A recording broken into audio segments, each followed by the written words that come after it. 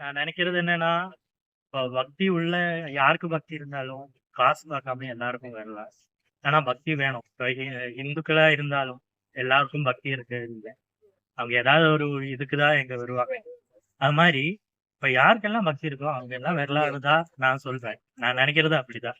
கடவுள்னா எல்லாருக்கும் வேண்டி இருக்கிறது தான். இந்த சபரிமலை கோவில்லனாலும் அங்கேயும் காசு சிஸ்டமே இல்ல. அந்த மாரி எல்லா கோவிலும் வரணும்னு தான் நான் நினைக்கிறேன். இந்த நாட்டுல வந்து இந்த கோயிலுக்கு இவங்கதான் போகணும் அவங்கதான் போகணும் இல்ல. இது வரைக்கும் நம்ம நாட்டுல எல்லா கோயிலுக்கும் நாங்க தர்காக்கு நாங்கெல்லாம் சின்ன பிள்ளையாரு தர்காக்குள்ள போவோம், கஞ்சி வாங்கி சாப்பிடுவோம், இப்பவும் போவோம் செய்வோம். அதே மாதிரி சர்ச்சுக்கு போவோம், அங்கேயும் நாங்க போயிருக்கோம், எல்லாம் இருக்கோம். நீதிங்கிறது law is the main, justice the எண்டுங்கிறது நீதி. அதாவது சட்டம் என்பது நீதியின் குறிக்கோளை வச்சாரு. சட்டம் நீதியின் குறிக்கோளா இருக்கும்னு சொல்லி சொல்லி இந்த பழமொழி, ஆங்கில பழமொழி செய்யுது. அதனால ஒரு படித்த, ஒரு அறிந்த, அதாவது கோர்ட்டோட தீர்ப்பை விமர்சனம் பண்ணக்கூடாதுன்னு சொல்லுவாங்க.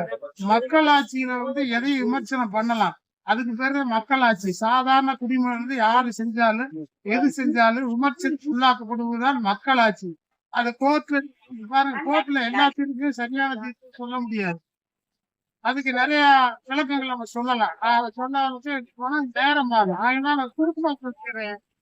ஒரு சட்டம் படித்தவர்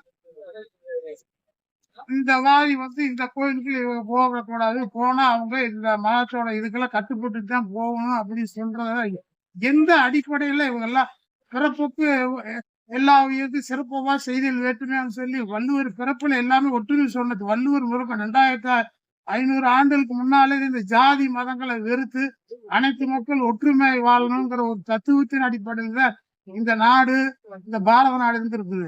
கடவுள் என்ன, கடவுள்ல பல கடவுள் இருக்காங்களா?